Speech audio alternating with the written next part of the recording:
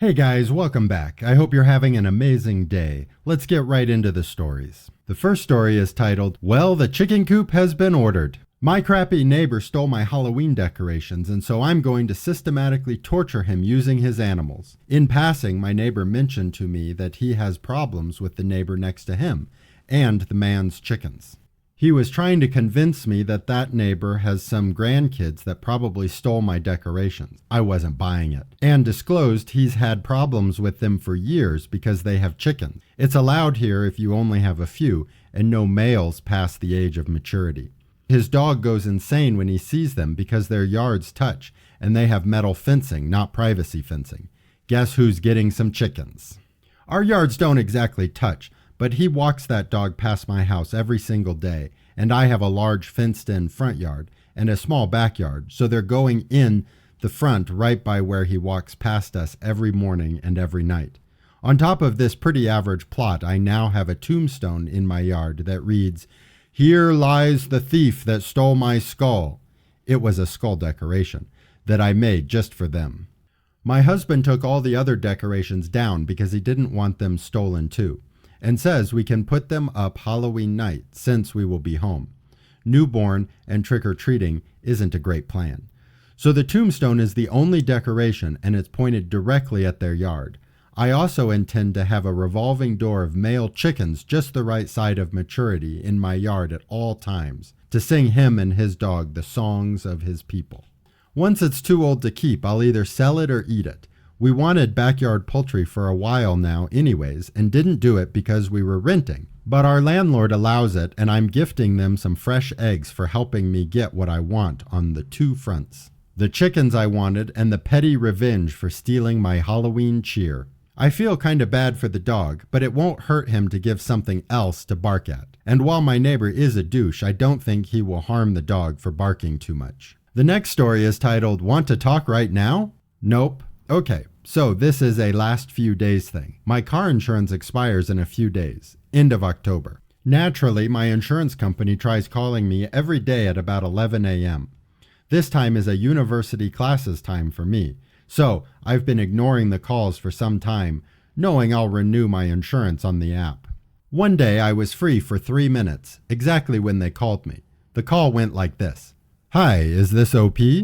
Sure, it's me.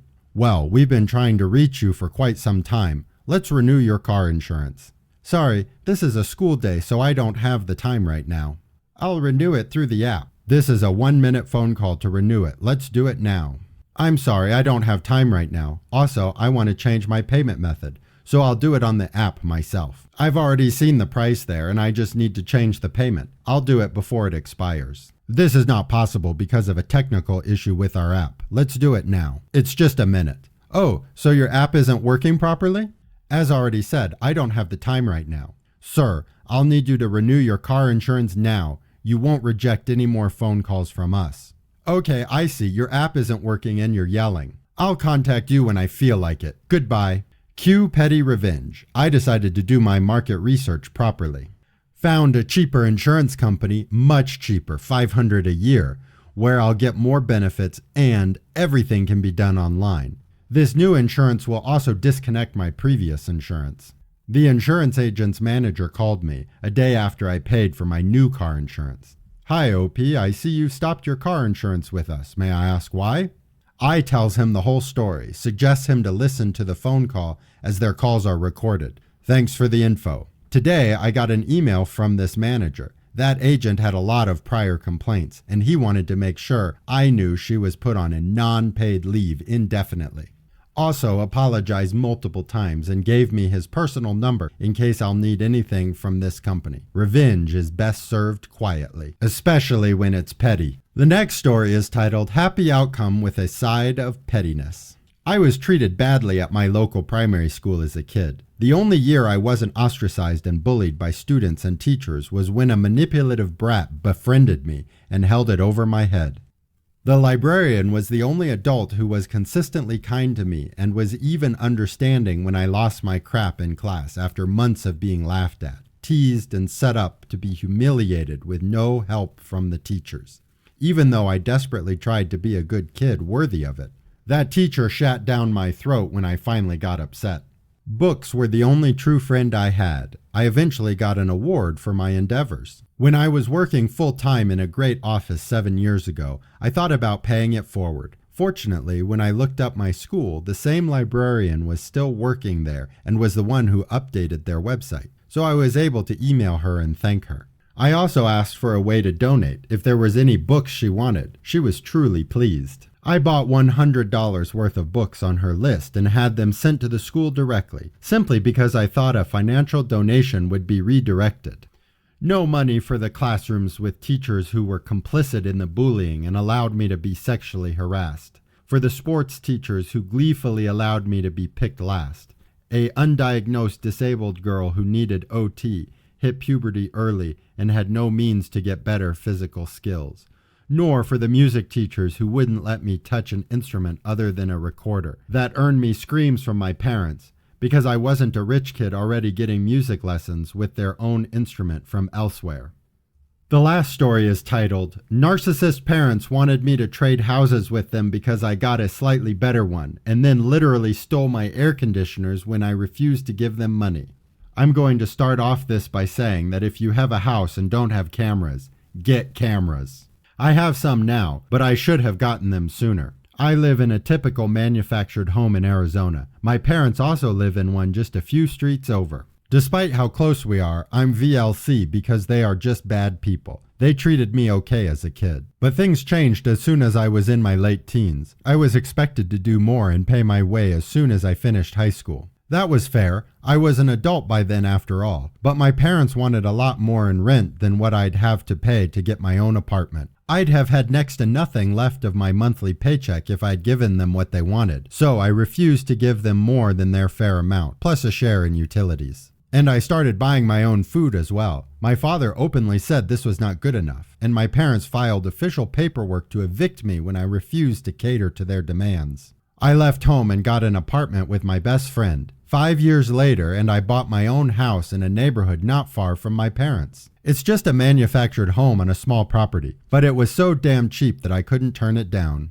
And my monthly mortgage isn't bad either. I even moved my best friend in to help me cover the bills. We were already used to living in the same space, and the house gave us much more room. I may even let another friend move in to get more rent money for the mortgage because I've got one room that's left unused right now since the house is a 3-bedroom. My parents, though, somehow didn't like my independence from them.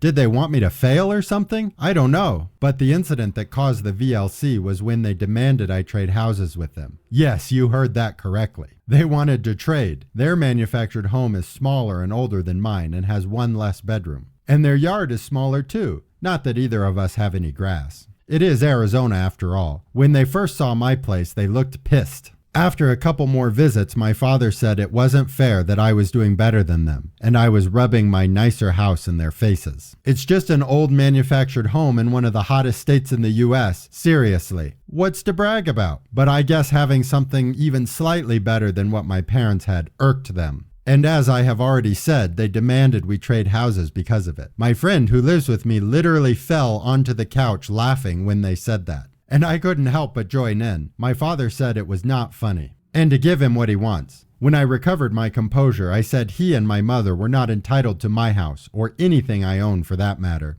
And then told them to get the duck out. After that, we barely spoke. And then the pandemic hit. Didn't really change my life much. I like the peace and quiet, and my friend knows to leave me alone most of the time. My father, however, got laid off. And he struggled to find another job. He ended up working in the local Mardo Walls for half the year before getting a better paying job. I did get a kick out of seeing him there when I was shopping for groceries. But as much as I hate him, I'm not going to call him a bad employee. He did fine, but during that time, he and my mother kept calling me and asking for money. And I know what y'all are thinking. Don't lend them anything. They don't want loans, they wanted handouts. Why? Because they raised me and I owed them. I said if they didn't want the cost of raising a kid, they shouldn't have had one. A few weeks ago, though, my mother called me begging for money because their dinosaur of a window AC unit finally crapped out.